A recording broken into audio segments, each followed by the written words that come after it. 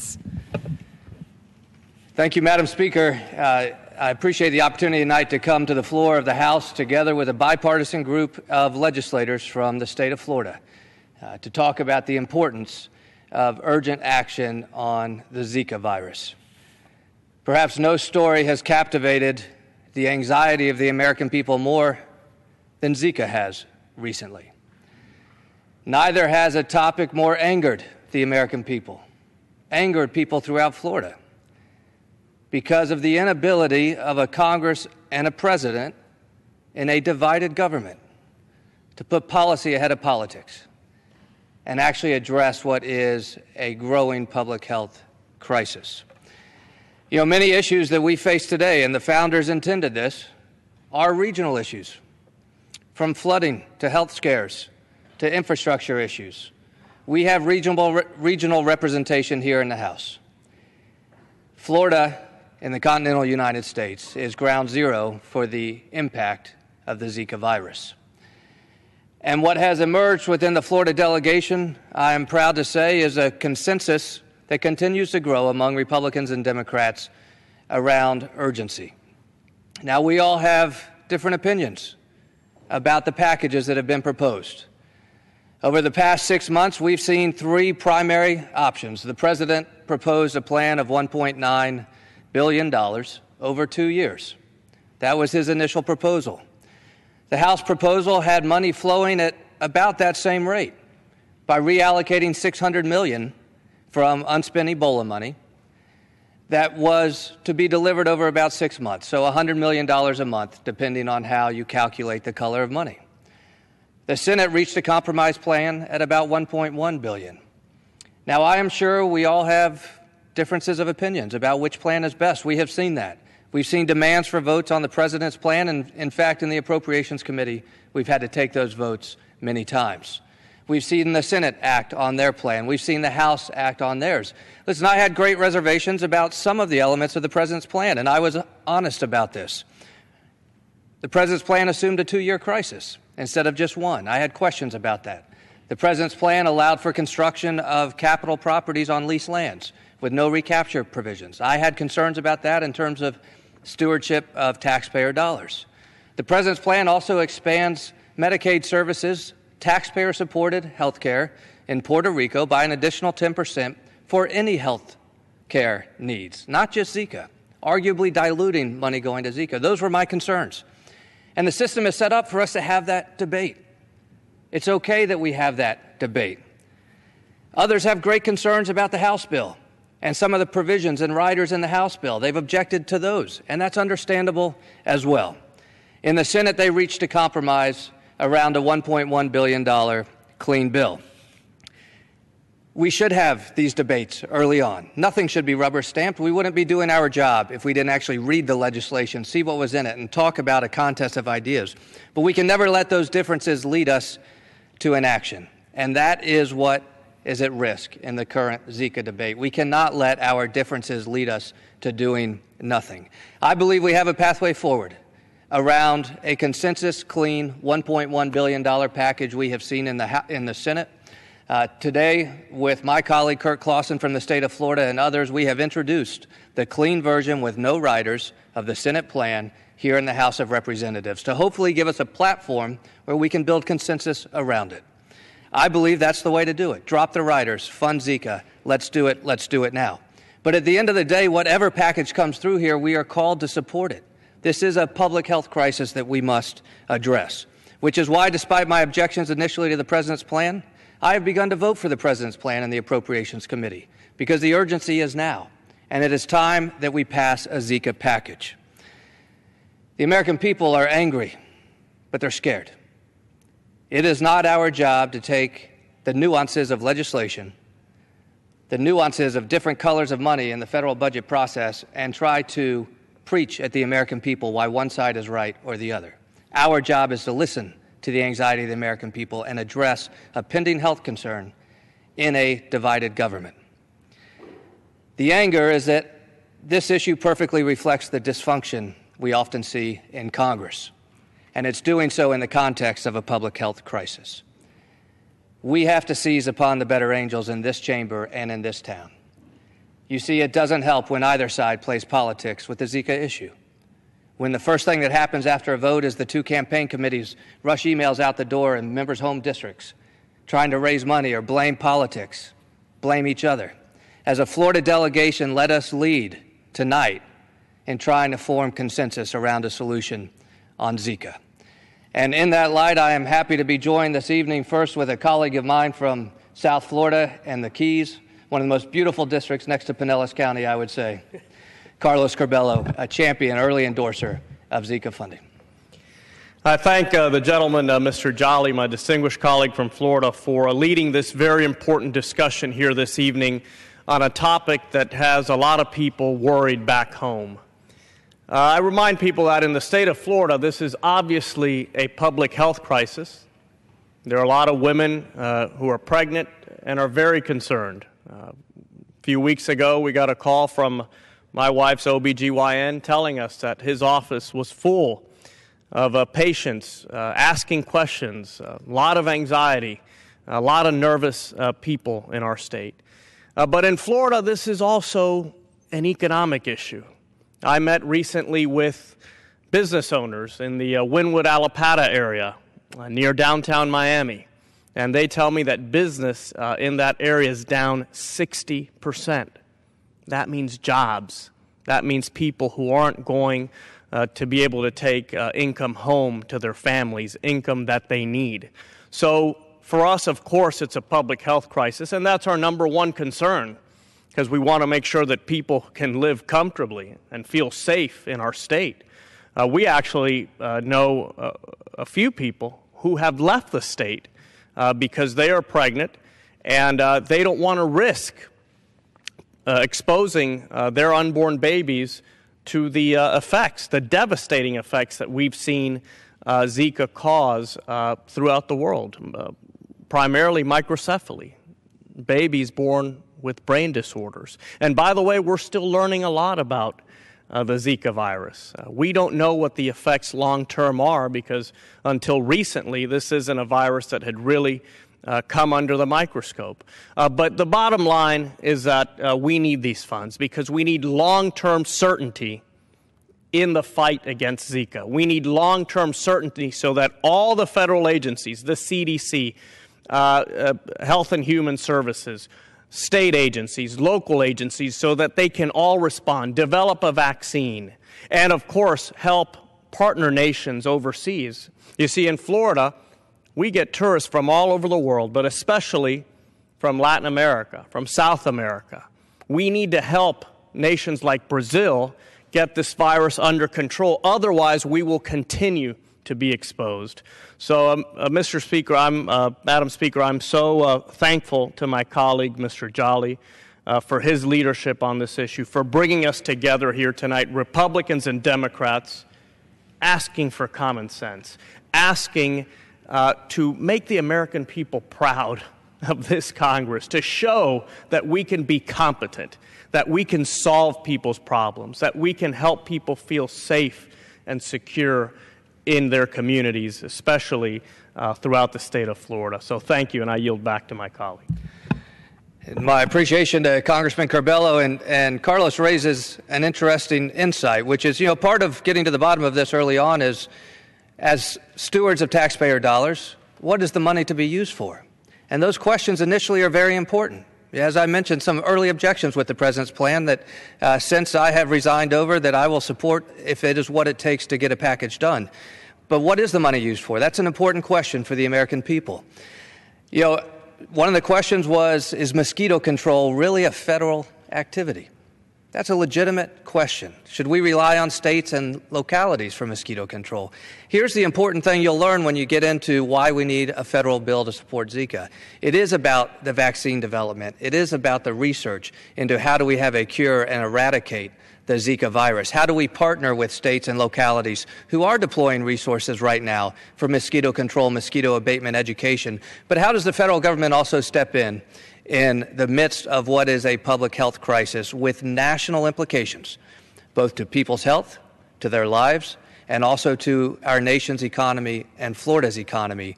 What is the proper role of the federal government? In this case, I believe it is to provide the funding. hopefully at the $1.1 billion level, but I would be happy to support the 1.9 as well, whatever it takes to get it done. Representing the urgency and consensus to get this done, we're joined by a Democratic colleague of ours from Palm Beach and the Broward County area, Mr. Deutsch. Thank you very much, Mr. Jolly. I thank, Madam Speaker, I thank my Republican colleagues for joining here on this vitally important issue. And I rise today to call for a vote on a Zika funding bill that's free of partisan hot-button issues and free of political gamesmanship. And I'm proud to join in this call for action with my Florida colleagues, Democrats and Republicans alike. We've come together above partisan divisions to support the administration's request for emergency Zika funding.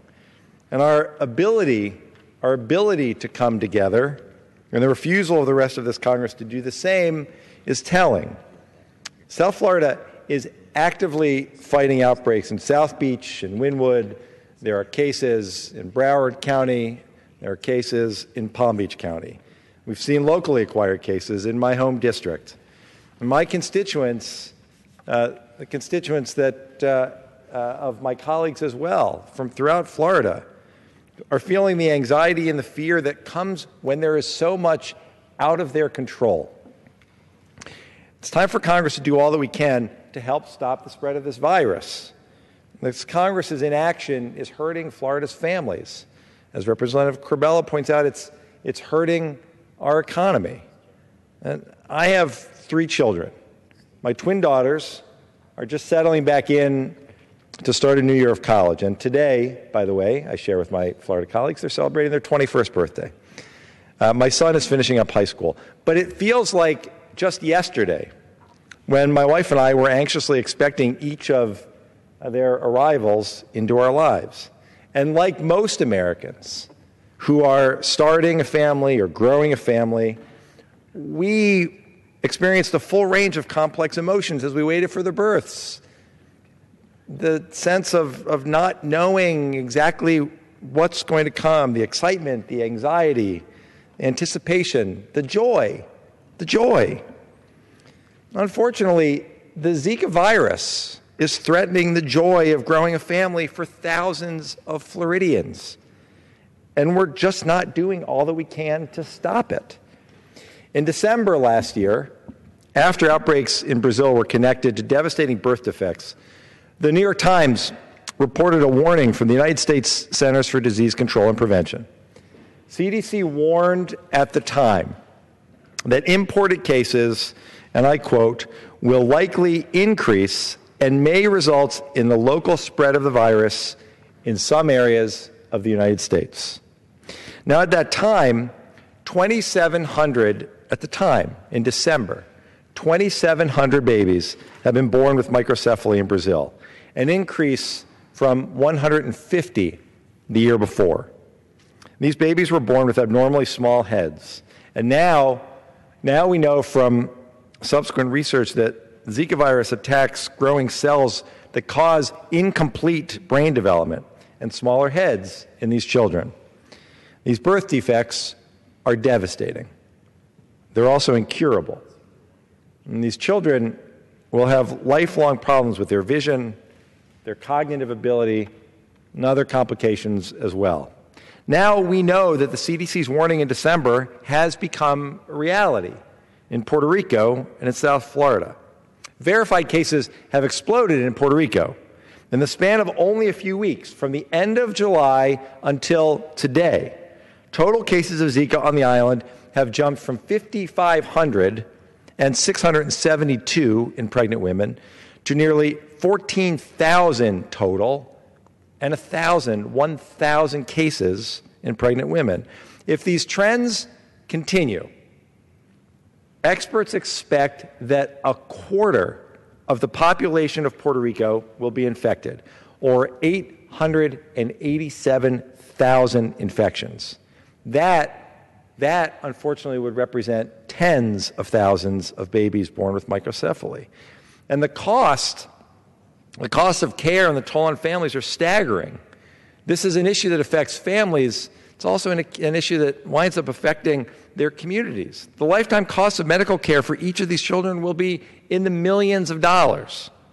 And while the virus is spreading rapidly in Puerto Rico, experts like virologist Tim Tellinghuisen of Scripps Research Institute said that the situation in Puerto Rico could very much happen in Florida. Now, over the past 7 weeks, as Congress was in recess, Florida cases went from 311 with no local infections to over 600 cases, including 56 local infections. The number of cases in pregnant women has doubled. Our constituents are at risk. And for us, this is not a political fight. And honestly, in my heart, I don't understand how this has become a political fight for those leaders who have blocked the Zika funding in a clean bill. I understand, my colleagues here understand, that we serve in the most polarized Congress in history. And there are all kinds of issues that we could debate, ways that we might get at that, and ways that we could change it as we need to. We've seen the divide over and over again between Republicans in Congress and President Obama. But the funds requested in this Zika battle, the funds requested to fight Zika, are not grounded in ideology. The president didn't wake up one day and say, I think we should have a $1.9 billion to fund Zika. After the warnings following the outbreaks in Brazil, President Obama went to the scientists and the experts at NIH and CDC and other agencies and asked, what will it take to respond? His request to this Congress represents their answer. And as we heard last week, the funding situation is now dire. Dr. Tom Frieden, the director of the CDC, said, basically, we're out of money. So I join my colleagues here because it's past time to act. We have to put these political battles behind us. We have to do, and we have the opportunity to do here, something that I think is not only the right thing for us and for, more importantly, for our constituents, for the American people, but we could do something that would actually perhaps set an example. We should elevate the common good. We have to protect American families, and we have to pass a clean funding bill to stop the spread of Zika. And I would just relay one conversation I had on my way out of the office, my friend, Mr. Jolly. I was talking to a staffer of mine about the coming months, and the conversation turned to November, when there's an election. And sometimes people from D.C. like to volunteer on campaigns the weekend before the election. I have a young woman in my office who said she just doesn't think that she's going to be willing to come down this year out of fear of Zika. How do we not show that we can act in a way that responds to a public health emergency, and only to that public health emergency, without bringing in all of these other issues? We've got to do this. I'm really grateful to be here on the House floor, and I'm really thrilled to be here with my Republican colleagues who are as committed to doing this as I am, and I'm so grateful for the opportunity to share this time with you. Thank you very much. I thank my colleague, Mr. Deutsch, and that is the urgency. My colleague, Mr. Deutsch, mentioned his family, and birthday wishes are in order. Congratulations. My wife and I just got married last year. We're hoping to have a family ourselves. We live within 5 or 10 miles of one of the non-travel related cases. Folks, understand the anxiety that creates for people in Florida, hoping to have a family. You know, yesterday, the day before, and it created a bit of a buzz, I brought about 100 mosquitoes of the Aedes aegypti variety capable of carrying Zika. Through working with the University of South Florida, we were able to get these mosquitoes here to Washington, D.C., because I wanted colleagues to understand the urgency of what happens to families in Florida when they are in the proximity of these mosquitoes. When I gave a speech with these mosquitoes, you know what the American people said? Hundreds and thousands of people. Release them. Smash the jar. You want to see Congress work fast? Expose Zika mosquitoes in this chamber. We would shut it down. We'd scrub the chamber. People would get tested. That's the anxiety. That's the urgency. It doesn't know partisanship. It's okay that we've had this debate initially over what the right response is, the president's proposal, the House or the Senate. That's okay. That's doing our job. But it's not doing our job when we let the fighting and debating lead us to do nothing. We're joined tonight by another leader in our delegation from the Panhandle, Tallahassee area of Florida, a good friend, Democratic friend, Ms. Gwen Graham. Thank you, Congressman Jolly, and thank you, Congressman Deutsch, very much for arranging this tonight. It means a lot, and I feel the same anxiety just being as close to the larvae as others feel, and I might just ask you keep them in the jar, just. But thank you, and thank you, Madam Speaker, for being here with us tonight as well. Let me talk about my home state, Florida. I was born and raised in South Florida, and I think right around now, the sun is probably setting in South Florida. The weather is nice. It's 80 degrees. The sky is that beautiful pink that we get. Vacationing tourists are strolling along the beach or enjoying dinner on a patio. Somewhere, I know this, there's a dad outside grilling steaks. Moms are watching soccer practice. That is our life. That is our life in the beautiful state of Florida. It's like a lot of other places around this country. Except right now in Florida, families are scared. And I have thought about you and Laura and understand that fear. Families are scared because as the sun sets, the mosquitoes are coming out. All of our lives we've lived with mosquitoes. It's part of our life in Florida. But now they're more than a nuisance. Now they're a deadly threat. We're scared because there's a deadly virus spreading. Parents are scared if their children are bit, they could get terribly sick. Seniors are scared that if they catch the disease, they may not survive. Pregnant women are scared that they'll wake up one morning with a mosquito bite and that it may cause the child inside them to be born with a terrible birth defect. My daughter would be appalled for me to say this, but she's 25. She doesn't live in Florida right now. I hope she'll move back. But the risk of pregnancy right now would not be one that I would want her to take. So this is the new normal in Florida. More than 600 people in Florida have been infected with the Zika virus. Almost 100 pregnant women in Florida have been infected. We've been sounding the alarm for months, haven't we, Congressman Jolly? For months. I've come on this floor to ask for funding to fight the disease. I led a letter with more than 120 Democrats asking Speaker Ryan to have a vote on full funding to fight the disease. I did a work day with the local mosquito control team in Bay County. And I've worked and asked my constituents in North Florida to do their part to fight off the spreading disease.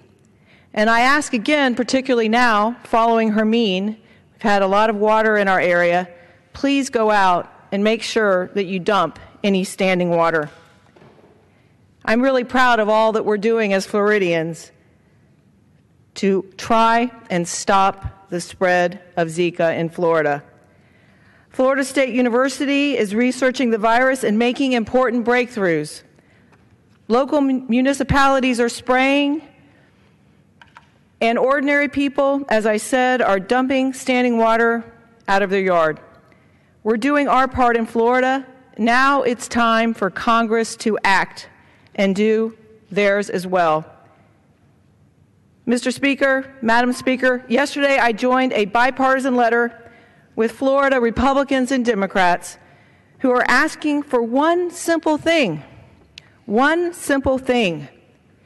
Give us a vote on a clean bill that would fully fund the fight against Zika. Give us a vote on a clean bill that would fully fund the fight against Zika. This is a public health emergency. Just as important, let's give scientists the certainty they need to research and develop a vaccine for Zika. And this could take several years. Prematurely cutting off resources before the vaccine is ready could be just as dangerous as not providing enough money today. I spoke with the scientists. As they develop vaccines, they go through different trial stages. Ethically, you can't start a vaccine study, ask people to participate, and then say, never mind, our funding has dried up. You're not going to be able to continue. That is not something that we can do. Our delegation has shown that Republicans and Democrats have come together on this issue, and I do know that the entire Congress as well. There are Republicans and Democrats in states along the Gulf Coast, Texas, Mississippi, Louisiana, who will come together and support full funding because their constituents are at risk too. I am still holding out hope that Speaker Ryan will be able to support full funding to fight this deadly virus. Time is running out. It's time to put partisanship aside and vote on full funding to fight this horrific disease. Zika, we must all come together to make sure that the resources are there for mosquito control and for vaccine production. Thank you, Mr. Speaker. Thank you, Congressman Jolly, my friend, and I yield back the balance of my time. I thank my colleague, Ms. Graham. We're down to 4 or 5 minutes. We have 2 more speakers remaining. I would like to yield quickly to my colleague, Mr. Bilirakis from Pinellas County. Thank you very much. I appreciate it very much, Congressman Jolly. Thank you, Madam Speaker. And I agree with Representative Graham. We must fund this. We must fund a clean bill. Whatever it takes, Mr. Speaker, we've got to get this done as soon as possible. I've been focused on the growing problem with Zika since March, when the Energy and Commerce Committee held a hearing on Zika preparedness, and we've been working together in a bipartisan fashion to get this done.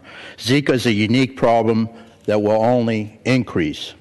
As at the end of August, there were 2,686 cases of travel-associated Zika within the United States. These cases came from international travel, where the individual acquired Zika abroad and discovered it when they returned to the United States. There have been also 35 cases of locally acquired mosquito-borne Zika.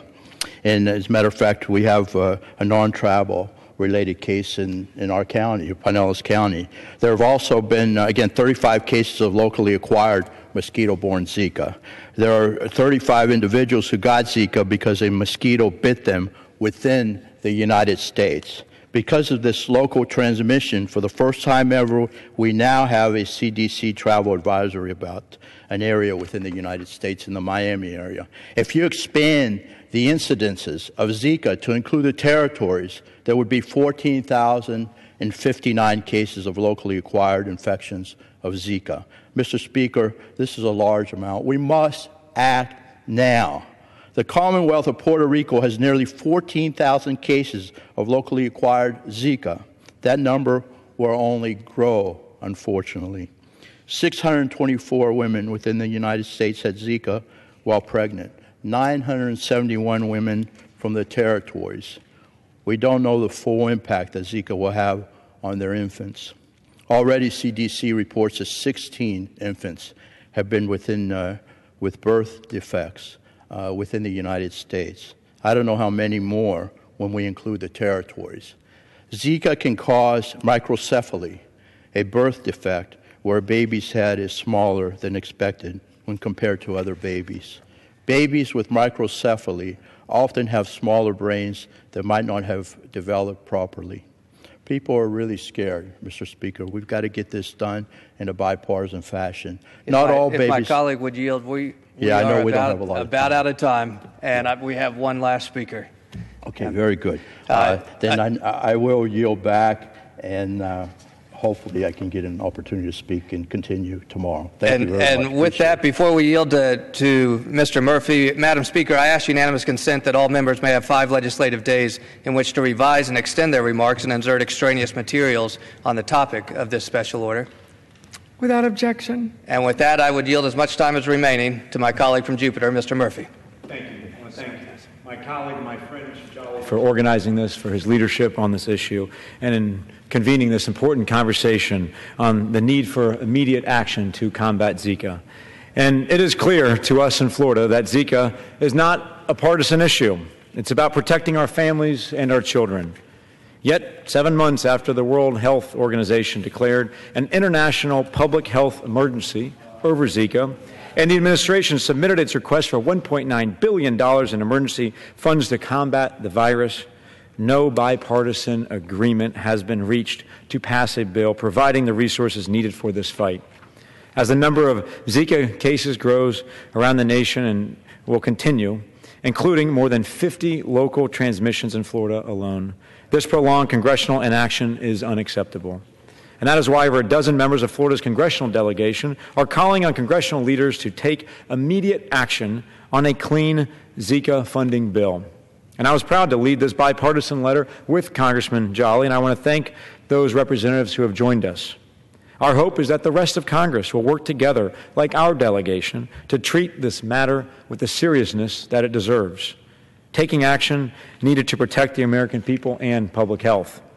That starts with ending the political posturing and dropping divisive, unrelated policy riders and immediately passing a clean funding bill to provide the resources necessary to fight Zika. And this is an emergency, not an opportunity to be exploited and score points against Planned Parenthood or weaken the Affordable Care Act. The need for emergency funding could not be more urgent. Given the CDC director's recent statements time has expired. That current Zika funding is nearly exhausted. So we must find the bipartisan cooperation. We must pass a clean bill and get this done immediately. The people of Florida deserve it. Thank you, Mr. Jolly, for your leadership. Thank you, Mr. Murphy. Thank you, Madam Speaker. Under the Speaker's announced policy of January 6,